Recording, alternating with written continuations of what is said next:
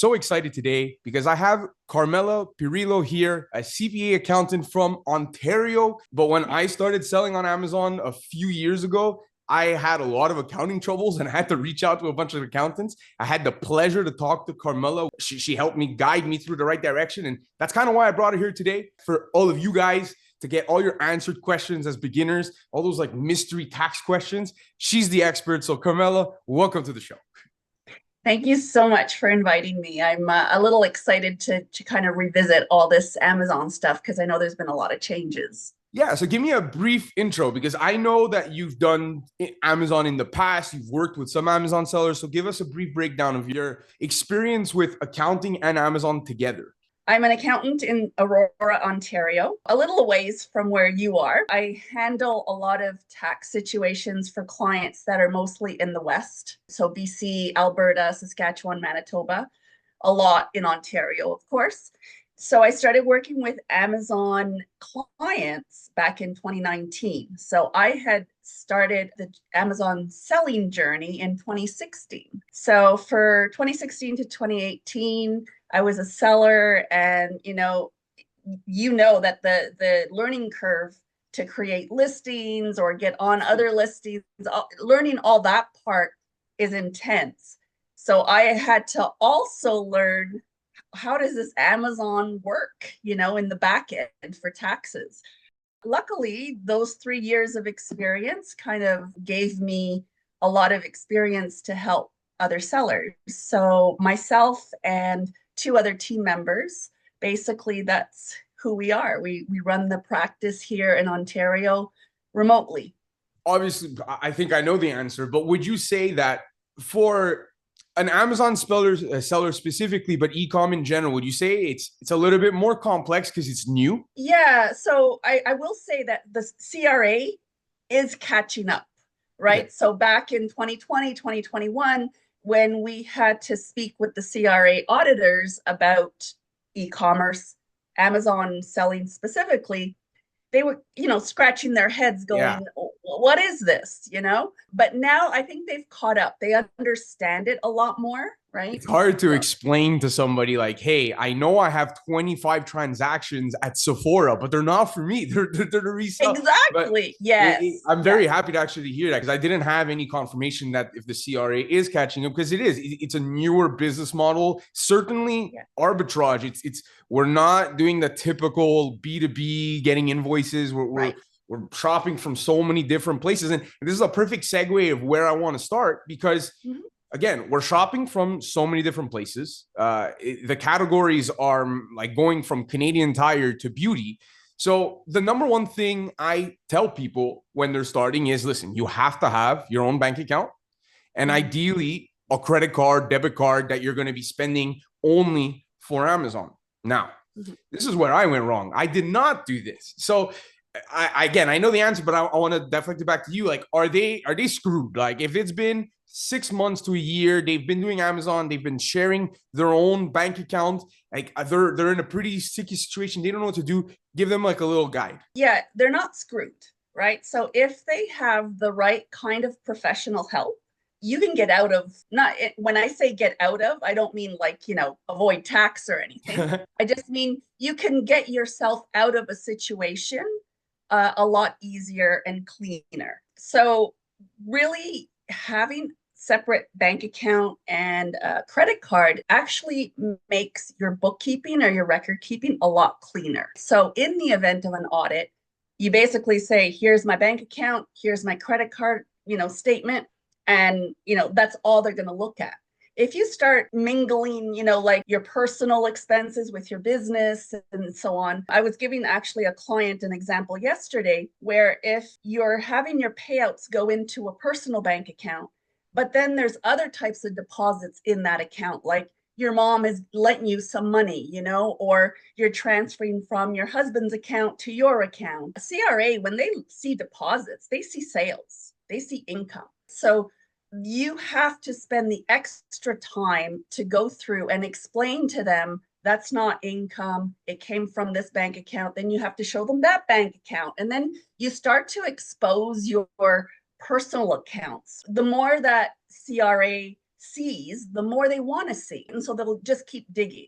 Yeah, it creates this hole, right? Where they're going to go into your It personal does. life and go like, okay, why are you getting e-transfers randomly? And you got to start explaining everything. Exactly. It also helps you to make sure that you are capturing all your deductions, because if you've got 5 accounts, 3 credit card accounts, and you're just using them, with no rhyme or reason, how do you know that you are capturing every single deduction? So if you've got one account, it's all there. Take out the 12 statements and you're done. I do the same I have real estate, and like I have a bank account, well, like one specific account dedicated to everything that is my building. And even if it's under my personal name, because we'll talk about corporations and all that later. And I also got a credit card, same thing. Like I got a credit card dedicated only for exactly what you said. Whereas at the end of the year, I know that everything is captured, right? If in theory, every time we have an expense that would be for real estate or for Amazon, it would have to go on a specific account like that. Everything is tracked and we can be,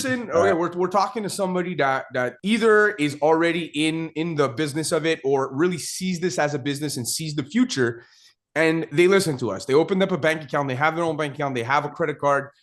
Now the question that comes up is, what about sole proprietorship? We hear that you have to register for taxes at 30,000, but it's not clear when you have to register as a sole prop. Is this a hobby? Can you just explain a little bit of the beginning of like transitioning from hobby to more professional? I mean, even in a hobby, if you are making a profit, right? Like you still have to report that. What I normally do is, or I suggest, is you start off as a sole prop right away. Like even if it's a hobby, you are technically a sole prop. Now, you're not registered as a sole prop because maybe you're just operating under your own name, right? So if you just if I operate under Carmela Pirillo, I don't have to register anywhere. But if you are going to do like ABC selling, that you need to register. Here, you would do it through Service Ontario. Every province has their government arm there. But when it comes to the 30,000, that pertains to HST. So even if you're a hobby or hobbyist and you don't register a sole prop, if you're hitting 30K Canadian, like in the last 4 calendar quarters, then you have to register for HST or GST in other provinces, right? What I suggest is, if clients really don't want that extra administrative headache with this HST, then I suggest that they keep a very close eye on their sales. And as they're approaching 30K, not once they hit 30, as they approach, I suggest they register because, it's administrative, right? There's paperwork to be done and it might not be done right away. But if you're an Amazon seller and you're dealing with products, you're technically you're buying products and you're paying this HST out. So the cost to you for that product is more than the cost to a seller who has HST registration, right? Because that cost, it's just a bypass, right? So I always suggest to register and you can claim that money back. So yes, it's an added administrative, I'm going to say a little headache, because I'm not a fan of HST. But, I do say it is worth that little extra time that you have to spend. Yeah, that's the golden nugget, in my opinion, for all beginner Amazon sellers. It's when I realized this for the first time, it blew my mind. And everybody wants to avoid the paperwork and avoid doing that professional and really starting reporting your taxes because it sucks to report taxes. But yeah, and it's scary. It can be scary. As a pure, even if we don't even talk about accounting, pure Amazon, we're always looking for the most ROI and capitalizing and trying to get coupons to maximize our return. But the easiest, depending on the province you live in, 5, 13, 15% ROI that gets unlocked is just registering for your taxes. Because okay, cash flow wise, you might spend it and it goes away from your bank account. But at the end of the quarter, monthly, depending on when you do your tax returns, that money's coming back to you. So when you're sourcing inventory, for me, everyone works differently. But for me, I don't calculate that 15% because it's coming back to me. And that's right. My suggestion is doing it as soon as you're committed. You want to do Amazon, you're at 5,000 sales, let's go, jump into it, because it's only going to make your journey easier. But yes, again, little details that I would love to clarify, because we mentioned everyone lives in a different province. Taxes look a little bit different in every province. How does that look like? Like, what's the difference between BC, because you mentioned the West? Let's use an HST province like Ontario and a province like Quebec that has like PST and GST, even that, like, it confuses me. So can you give me a brief breakdown of like the middle, well, both are east there, but the HST versus those other two? So a lot of times people confuse GST with HST, and how do I report GST versus HST? The GST/HST is a federal tax, a sales tax. Once you're registered, so it doesn't matter if you're in BC, in Quebec, or Ontario, or any other province, once you register for the GST or the HST, whatever your province is calling it, then you are basically remitting all the GST, all the HST that you are collecting from all the provinces. Right? So it doesn't matter where your customers are coming from. Amazon is collecting the appropriate amount of tax based on the customer's location. But you will prepare one, well, I guess if you're quarterly, then of course you've got 4 there, but essentially all that GST, HST that's been collected, you report it on one filing. So it doesn't matter that you're in BC, but your client or your customer was in Ontario. You are going to prepare a GST filing in BC, and you are going to total up all the GST, HST that you collected across Canada. Awesome. Right. So what happens if you're collecting from like Quebec though? Is it just all going to federal if you're living something like BC? If it's GST, yes. Awesome. Yes. That makes it easier for people that live there. Same. And for the viewer, there is, I'm not going to go super in detail, but there is a report that you just pull out from Amazon in your tax document libraries. And okay, it's large, but once you start understanding it, it's pretty straightforward on like where you're collecting your money, and either you give that to your bookkeeping team, accounting, or you do it yourself. Like I suggest going through a professional route, but it's relatively straightforward once you do it a few times. And again, registering for this, is it pretty straightforward? Is it better? Can you do it yourself as a sole prop? Oh, yeah, you can absolutely. So if you're registering for GST or HST, depending on what province you're in, you would just basically call CRA and open your account.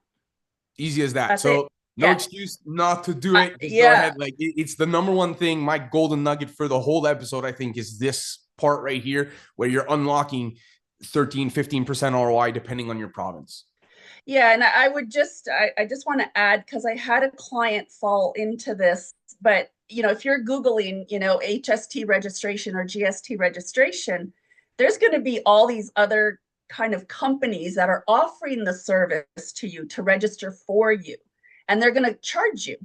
So just know that there is zero charge to register for an HST or GST number. So you just call CRA and you'll get it open. There you go. You don't need to go with any other service that's going to help you through it, because you really don't need any help.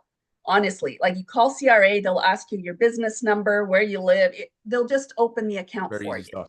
And to incentivize people again to do this, I want to note, what about the person that needs to buy a computer to run their business, right?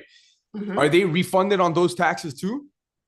So if the computer is 100% for business, then you would get 100% of that GST or HST back. That's it. So every time you're buying supplies or anything that is used for the business, all those taxes are coming straight back to you. So that's a lot of money straight back into your pocket just for registering for some taxes.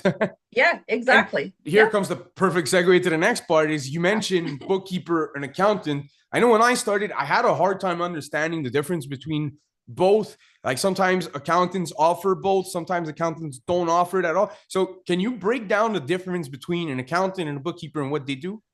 Yeah, so your bookkeeper basically handles your day-to-day, right? So recording all your expenses, making sure the GST, HST has been separated out. So it's all the record keeping. Having said that, there are some bookkeepers who are very good at what they do. They understand tax, maybe not as in-depth as a CPA, because obviously we do a ton of educational stuff. So you could probably, as a sole prop, you could probably get away with having just a bookkeeper, right? If they understand how to prepare a sole prop tax return, then, they could also be a little bit cheaper than a CPA. So again, you just have to find the right bookkeeper. That could be a trick, right? Because Amazon selling, the accounting, like I always say, like you don't need a specialist, right? You just need someone who understands how Amazon works, what reports you need, and how to read them, right? Because otherwise, at the end of the day, accounting is accounting, right? I'll record the expense the same way. I just know where to look for that expense, right? So the bookkeeper will do all your day-to-day transactions, whether it's in Excel or in QuickBooks or anything like that, like Xero, Simply Accounting. So the accountant, generally speaking, helps you with the tax planning, any strategies for your business, and also how it relates to your personal tax situation, right? Because once you bring a business into your life, your personal taxes could change, right? And you want someone to see the entire picture so that the strategy works best for you and your family. So the accountants will help you through the audits, right? CPAs are familiar with the Income Tax Act, which is like thousands of pages. So, like the do's and don'ts, right? Because someone might say, sure, you can expense that, that's no problem. But a CPA has experience in terms of, going through audits and speaking with auditors and knowing the Tax Act that, they might tell you a different story. So, yeah, I mean, there could be a little bit of overlap, just depending how good your bookkeeper is, right? But ultimately, I think as your business grows, so maybe if it's a start, like a small sole prop, you're okay with a bookkeeper.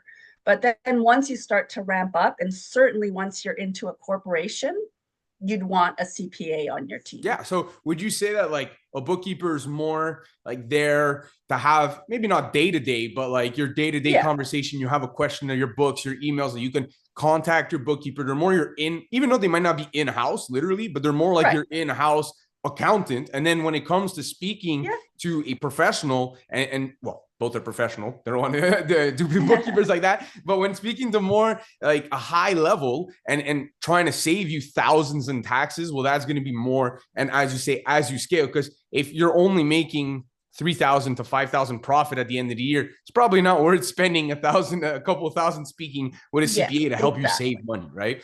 So cool. So you would suggest that. And what about to the person who is very cheap for whatever reason? They have their reasons. They don't have a lot of funds, and they're like, you know what? For the first year, I'm going to try to do my own bookkeeping.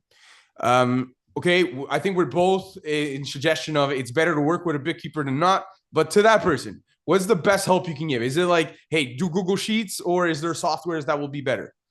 Yeah, so like if they are using Excel spreadsheet, that is great. It's just learning what is and isn't an expense. So I know there's lots of YouTube videos out there.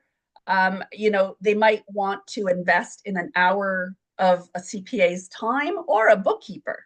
At that point, it could just be, that they need to find a bookkeeper who's willing to at least give, like even if they bill for the 1 hour, it's a good investment, right? Because a little bit more than you would otherwise. So, as long as I always say like expenses, sometimes, people will sneak in some expenses there that may or may not be deductible, right? I always say, make sure that you report every dollar of your gross income. So that's really important. If you're registered for HST, then I would probably try and find a bookkeeper at minimum to help you. How much do you, it varies for sure, but for that person that's a little bit scared or whatever, like how much does it generally cost to have like a bookkeeper at a smaller scale? Of course, businesses run that different scale. Yeah. So if you find an independent bookkeeper, so not through an accounting firm, you probably are going to pay roughly $35 to $40 an hour. I know you just have to be a little careful because there's a lot of remote bookkeepers that are overseas and, like VAs that people are using. You really want to make sure that they know Canadian tax or bookkeeping, right? Because every country is different. So, even if someone's in the States, you think, oh, well, they're in the US, they know what we do. They don't know. They don't know what GST, HST is. So you just have to be a little weary, right? Like always word of mouth, right? Try and find some help that others have actually used. And when it comes to accounting and bookkeeping, like this is the one place, in my opinion, people should not cheap out on. I spend a lot of money on my accounting team because it's gonna, like I've heard this saying so many times and it's so cliche, but it's gonna save you money. Whatever you spend there, you're gonna save either in the future through like not having headaches. Believe me, I had headaches when I had to catch up. So don't do like me and go through that like more professional route early, or at the bare minimum, and you want to do it yourself, have consulting calls with a bookkeeper, with an accounting. Like an hour goes a long way. Look how much we're learning. We're only 20-ish minutes in, right? So a good hour can give you a long way if you're well prepared with questions. Yeah, and I will say that we do offer one-on-one training for bookkeeping. So awesome. There's another CPA that works with me. And so basically she'll spend an hour or two, whatever time you're willing to put in. And she'll show you the basics of how to, look at the sales summaries, what you need to record and so on. So I think it's a great investment. I would suggest that too. Certainly if you're going to do it on your own, like you do not want to mess around because again, guys, I did this. I did this on my own. I scaled up and then I had to essentially, like without going into numbers, I had to pay for almost a year's worth of accounting and bookkeeping to just catch up for my tax season. So if you think you can, I'll pay it later, it's probably going to cost you more money in the future. And last thing before we move on to a next subject, I had a brain idea. We talked about the tax numbers, right? Now, what happens if you pass the 30,000 in sales and then you don't put in your tax numbers in Amazon? What's the situation there? Can you give us that little? Yeah, for sure. And it is really, really important because it happens to a lot more people than you think. And it always comes out in an audit. So what happens is if you don't need to register, right? So you're under the 30K, you haven't registered for HST or GST, then Amazon is required to charge, collect, and remit to CRA on the seller's behalf. So you don't have to do a thing. However, if you do register for the GST, HST, either before the 30K or after the 30K, once you register, it is your obligation to collect and remit to CRA, not Amazon's anymore. So if you don't enter your 9-digit number, Amazon still thinks you're not registered. So they're going to charge, they're going to collect, and they're going to give to CRA. Perfect. So CRA gets their money. But then you're audited because you have to file a GST return. And you file as, I collected 0. And CRA is going to be like, excuse me, but you have sales. How did you collect 0? And then they're going to come in and start having a look around. And you're probably asking for a refund at that point, right? Because you listen to us, you spend money, you say, hey, government, I need my money, but I don't owe you anything because Amazon did everything. They're not going to accept that. Correct. So we've had cases where that's happened. In some where the records, right? So like the seller had impeccable records and we were able to show CRA or convince CRA that, okay, yeah, under the marketplace facilitator rules, they've already given you the money. Okay. In other cases, CRA saw that this isn't working out. So they charged the seller. So the seller was out of pocket. Yeah, that's horrible. To wrap that up again, so like before you register for your taxes, Amazon does everything for you. You don't need to worry about remitting, collecting taxes. That doesn't hit your payouts or nothing like that. But the minute you register for your taxes and you don't put that number into Amazon, Amazon continues to collect your taxes on your behalf. Correct. But when it comes to remit, the government goes, hey, where's my money? Right. So that's why it's important to put your tax number. And once you put in your tax number, then your payouts start becoming larger because you start collecting those taxes. But that money is not necessarily yours. There's a calculation at the end of the month or the quarter where it's how much did you spend in taxes versus how much did you collect in taxes. And the difference is going to be either you owe or you receive money. Right. The one thing I do want to, there's actually two things on this GST here. So one is, not only do you have to enter your 9-digit tax number into your tax settings, but every one of your listings has to have the proper product tax code. So when you're hopping on a listing or creating your own, there's a product tax code that there's a drop-down menu to choose from. So if the product is taxable that you're selling, you need to choose A_gen_tax.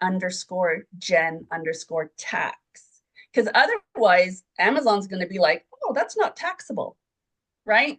And they're not going to charge the right tax. So that's like, it's a two-step process. Now, sometimes, do you have to do the second step? I'm more like, let's be safe, rather than sorry later. So do that little extra step for all your listings. That's where having somebody who's used to Amazon really, really plays a big role, right? Because I would have never guessed that not speaking to a professional. Yeah, and the last really important thing that we're finding through audits is, so Amazon under this marketplace facilitator rules is required to charge and remit to CRA the GST, HST for the sellers that are not registered. There's two regimes like for registration. So here in Canada, we have to go through your regular registration. But because Amazon is not a Canadian company, they're under the simplified method, which means that when they charge you as a seller, your seller fees, and they charge you a GST on top of that, you cannot claim that GST back, because they are under a simplified registration or regime, they call it. So a lot of sellers are getting caught because they're thinking, oh, well, I got charged GST, so I get to claim it back. That is disallowed by CRA. So you just have to make sure that in your own record keeping or your bookkeeper is aware of this, right? Because you can't claim that. Well, that's another hidden gem. All kinds of hidden gems here today. Like there's so many little details, right? There's so many small details, and I'm gonna continue harping on it on this episode. This is why when it comes to accounting and bookkeeping, you don't cheap out, because it's like paying for a mentor and whatever. When you get a good one, they're gonna help you save. It's not about like what I spend. It's like with the value that I'm going to get. It's how much am I going to save the mistakes that I'm going to make in the future that's going to come back. And that's really, really where I think working with you or any other professional could really get ahead. And in terms of like, because we mentioned a lot about the CRA and auditing and everything about that, the day that they do come, because it's a question of when, right? Certainly in our type of business where we have so many transactions and the tax situation is everywhere. What's the typical tracking? Because the bookkeeper is gonna potentially note every single line of transaction and categorize them, but when the CRA comes, they're gonna ask for invoices, right? And we're not dealing with for Amazon online arbitrage, at least, we're not dealing with suppliers that are giving us pallet loads. We're buying from Walmart 10 units at a time, and we're getting multiple transactions. What do you suggest as a baseline? And then as you scale, how should you track your expenses? Is a credit card statement all you need?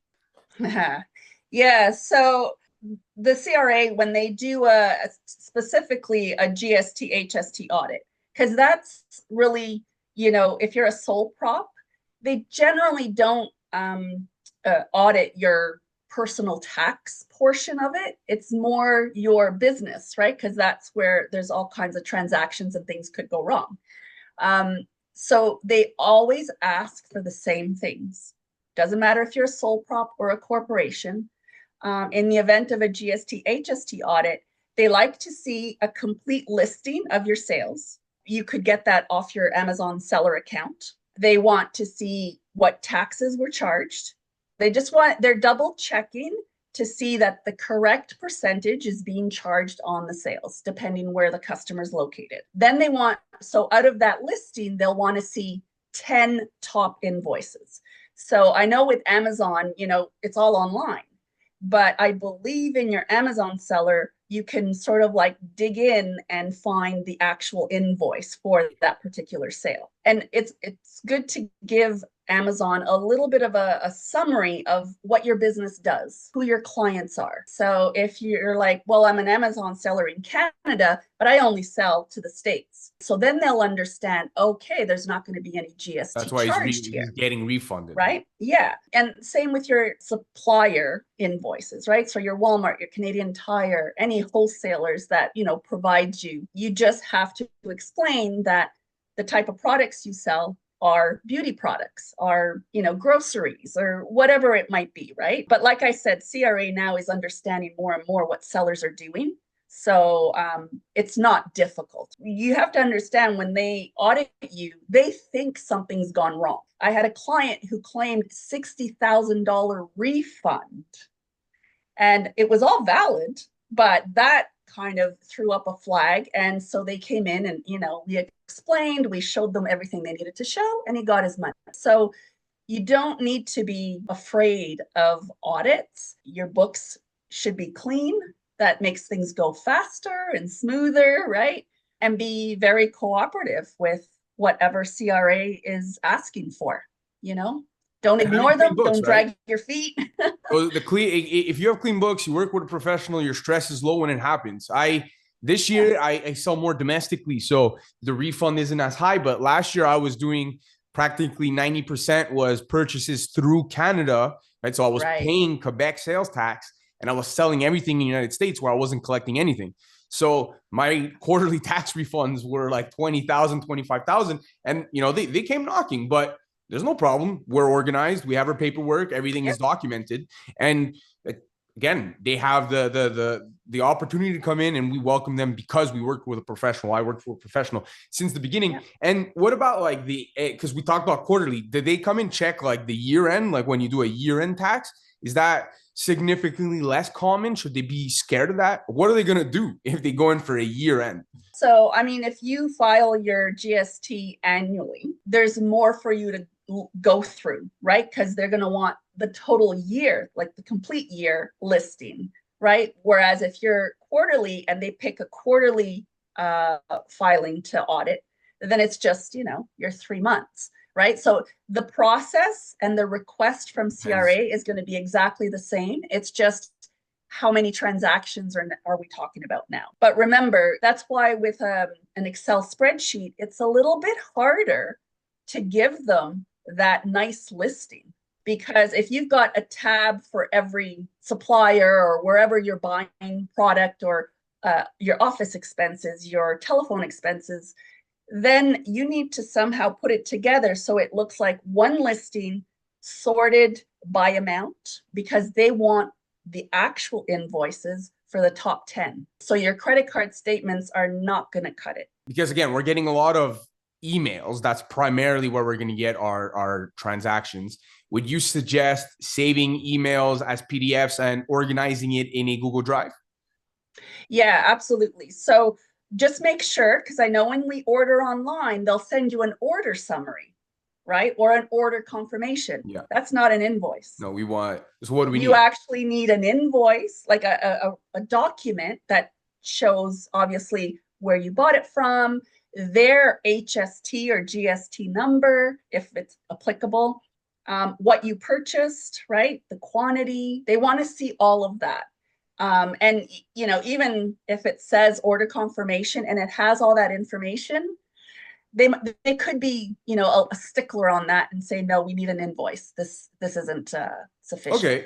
And if they were to come and like, let's use Walmart as an example, right? Let's say I have transaction and I ordered a big, part of my quarterly audit. They want to see my big purchase of $3,000 at Walmart. And I have the emails and everything. What I would do, if you truly cannot get an invoice, I would still use the order summary. Something's better than nothing, right? And you just try and explain to them. And as long as, if the amount is like your top 10, your biggest purchase, they might be, a little bit harder on you and really push you to try and reach the company and try and get an invoice. Yeah. And that's, well, the beauty. Nobody wants to get audited, but when it does come to get audited, we think like they're going through every single line of our whole business for the past 5 years is most of the time the 10 transactions. So even if it does take a little bit extra, as long as you're somewhat organized, you'll be able to identify those transactions and work with Walmart or email them or whatever. And it's not something that's like, oh no, I'm screwed because I didn't do it in the past.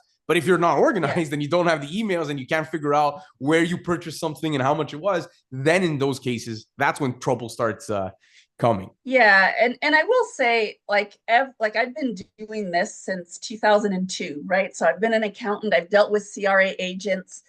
And you know what? I'm going to say like 99% of them are helpful. They are polite. They are nice to deal with. They try and educate you as well, because they're not in it to get you.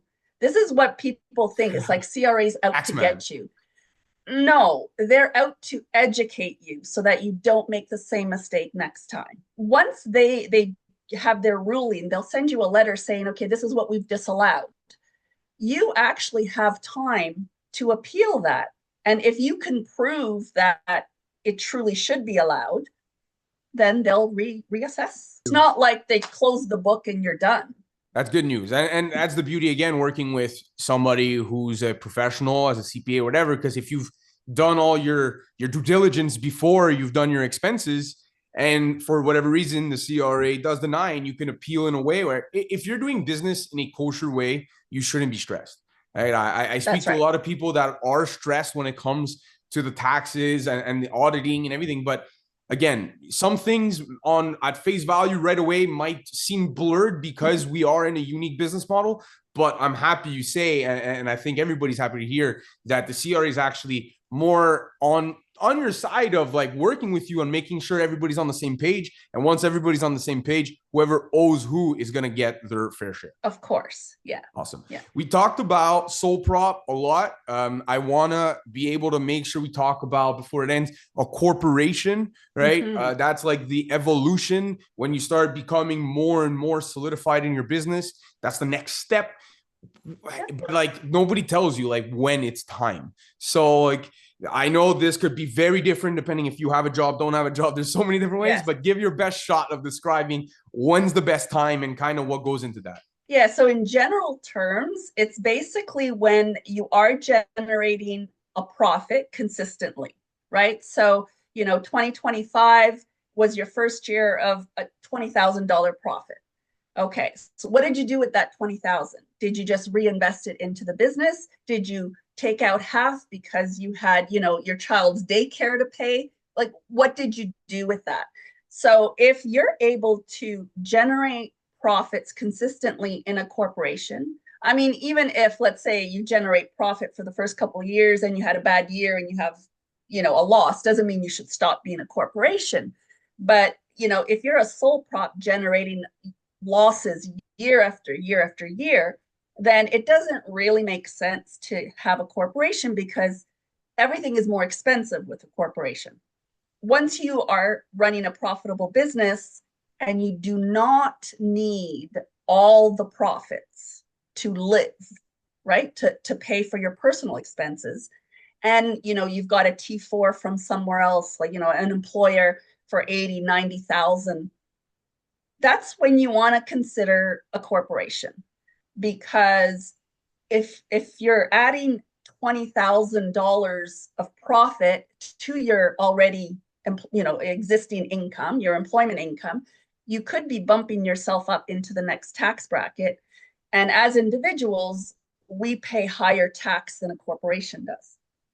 So really, you should look at, your profit, not so much your sales, but your profit, after expenses.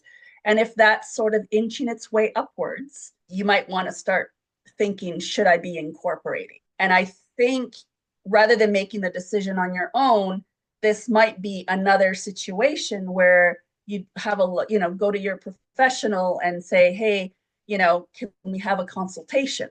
Yeah, it right? gets complicated, right? Because there's so many, and I kind of briefly said at the beginning, there's so many situations, and Yeah, like depending where you are, it will help you if you create a corp or not, right? Because like you said, if yeah. you're losing money, it's just making your taxable income lower. Why create a corporation? But if you are Well, making yeah. more and you're not using it all, absolutely keep it in. You gotta. And what's the tax rate? Because you mentioned as personal, I think we're all kind of used to personal tax brackets, but how does the tax bracket look like or in corporations?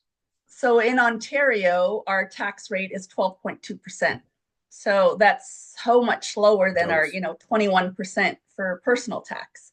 And I think BC is at 11%. So they're all roughly, in and around that mark. So, the one thing that people don't know about, and you won't know about it if you don't speak to a professional, is when you are incorporating a sole proprietorship, you may need to be declaring or doing a Section 85 rollover election. So that basically means you are rolling your sole prop business into a corporation, and you want to do it tax-free. Because if you think about it, a corporation and an individual are separate entities, right? So your sole prop business, that's an asset that you have. If you're giving it to a corporation, you've sold it. And so CRA is going to say, well, what's the value of that business? Right? I think there's capital gains there that you need to pay personal tax on. So if you do a Section 85 rollover, you do it on a tax-free basis. So the tax is paid when the corporation is sold. That is something that I would not expect. I had no idea. Everyday, yeah, exactly.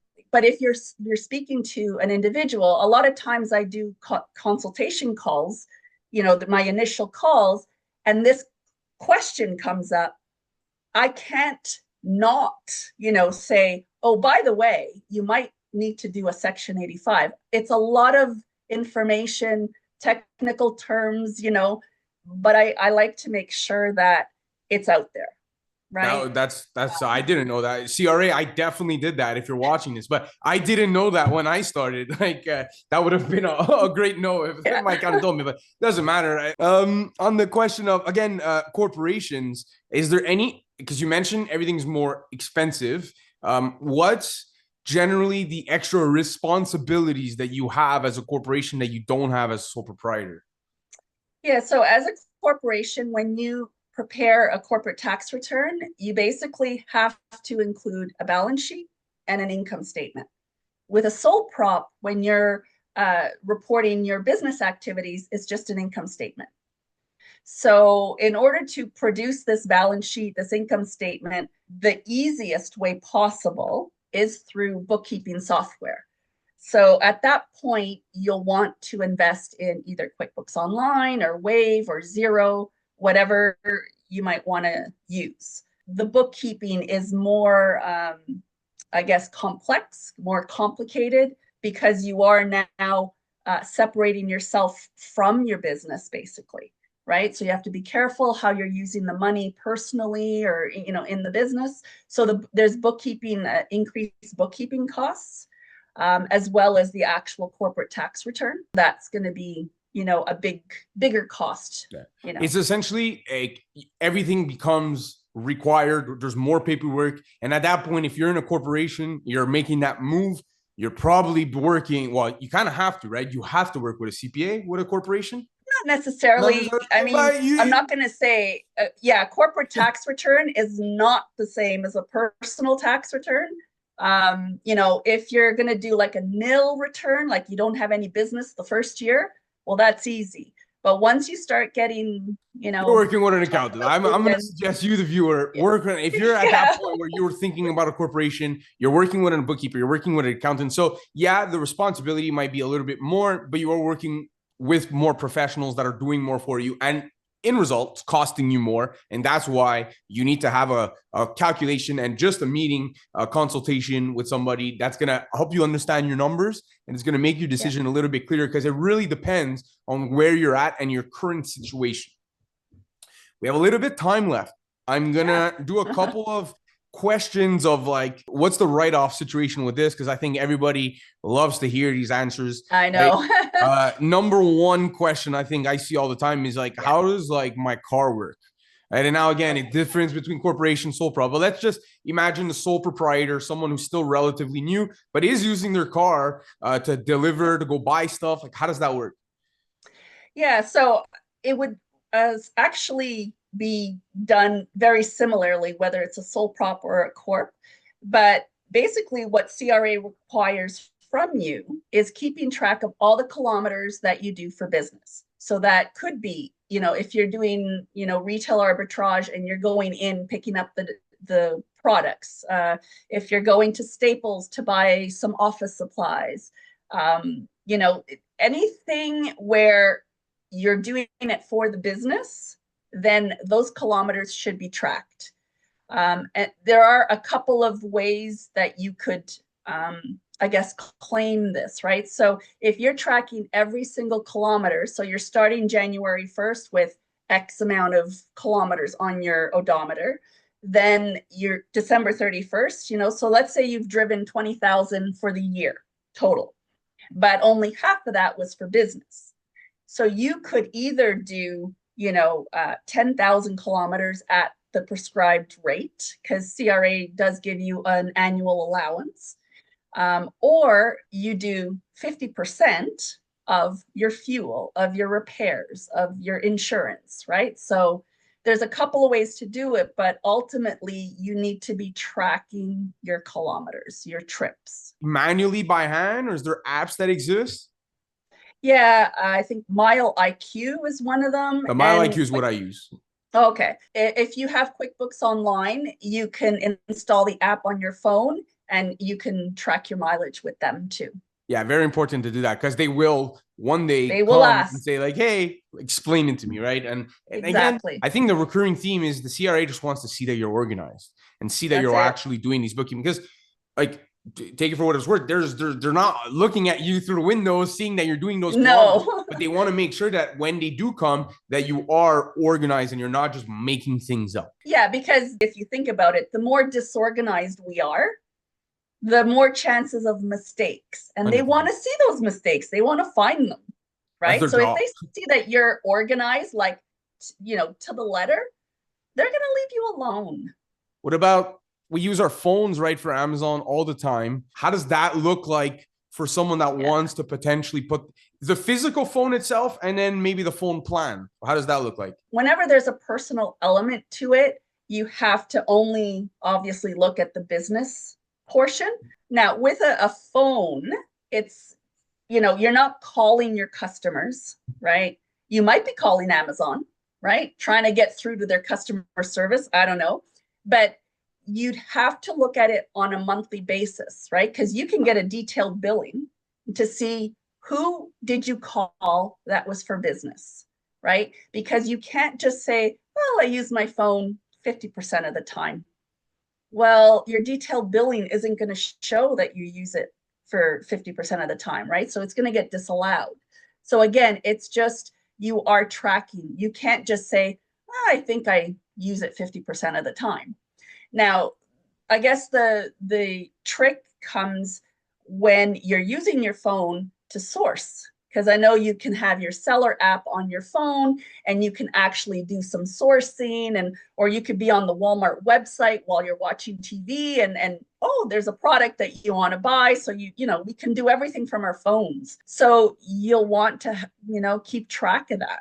So it comes back down to the theme of the more you want to try to, I'm not going to say get away with, because if it's legitimate, it's legitimate. But the more you want to put onto your business, the more you want to put your vehicle, your phone, your laptop, the more tracked you need to be, the more paperwork that you need, and all the more reason to work with somebody that's kind of doing it for you, because we're operators. Like, for me, myself, I actually really enjoy accounting, and I'm glad I do, so it makes me understand.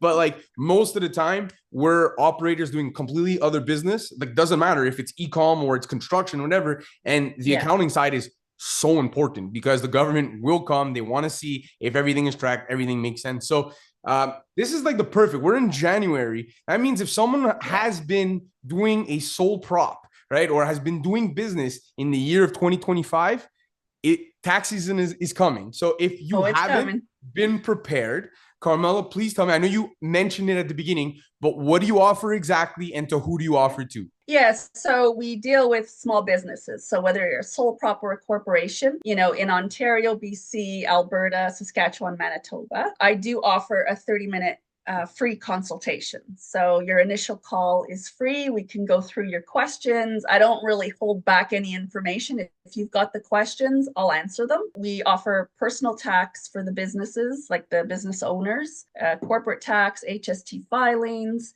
We do payroll, bookkeeping, and some training. Yeah. Awesome. Guys, believe me, I did a lot of research trying to find accountants, and I live in Quebec, so my situation's a little bit more else. I'd be 100% with Carmela because there's not that many accountants and bookkeepers out there that understand our situation. Maybe with time there will be, but right now, I think certainly at the time of the year that we're in, if you have been operating business in 2025, please hit up Carmela. She's so knowledgeable, answered all my questions here today. So Carmela, thank you very much.